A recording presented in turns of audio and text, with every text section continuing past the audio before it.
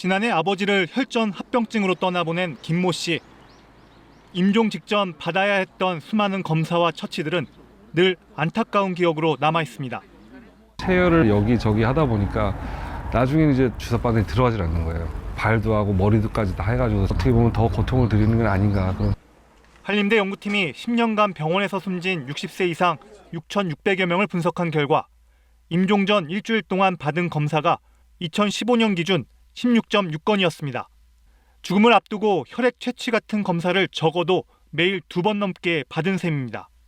죽음을 향해 가게 되면 계속 상태가 나빠지게 되거든요. 그러면 의사들은 그 원인을 찾기 위해서 지속적으로 검사를 하게 됩니다. 원인이 나타나지 않으면 더 과도한 검사를 하게 되고 병원 내 사망에 대한 의료소송 방어 수단으로 검사를 선택하기도 합니다. 검사 항목을 살펴보면 비타민 D 수치부터 갑상선 기능, 류마티스 인자 검사까지 불필요한 검사로 해석되는 경우도 상당수였습니다.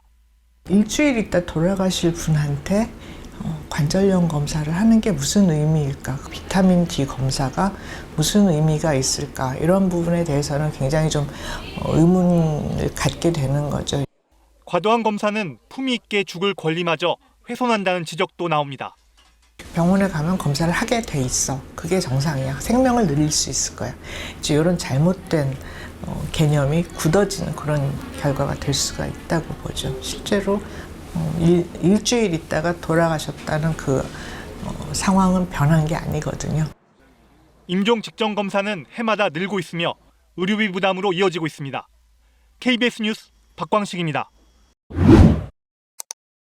담도암이 전이돼 말기암 진단을 받은 90대 할머니. 가정에서 완화의료 서비스를 받기 전까진 병원에서 항생제를 포함해 여러 주사를 맞았습니다. 병원에서 입원도 많이 했죠. 써먹고는 그런 거는 뭐 맨날 맞으니까. 경북대병원 등 공동연구팀이 전국 13개 병원에서 고령의 말기암 등으로 숨진 1,300여 명을 분석한 결과 임종 직전까지 항생제 주사를 사용한 경우가 84%에 달했습니다. 이 가운데 64%는 치료 효과가 없는데도 항생제 주사를 계속 맞았던 것으로 나타났습니다. 임종 직전까지 세균을 죽이기 위한 항생제 치료가 무의미하게 지속된 겁니다. 약물 알레르기나 콩팥, 간 독성 같은 항생제 부작용 위험도 고스란히 환자의 몫이 됐습니다.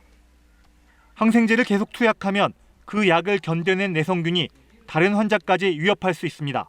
그 옆 사람을 오염시키고 폐렴이 생기면 내성이 생긴 균으로 인해서 폐렴이 오니까 그 다음에 그 의사가 항생제를 쓰려고 선택을 해도 듣지 않는 거죠. 실제로 병원서 임종한 환자의 82%에서 다제내성균, 이른바 슈퍼박테리아가 배양됐습니다.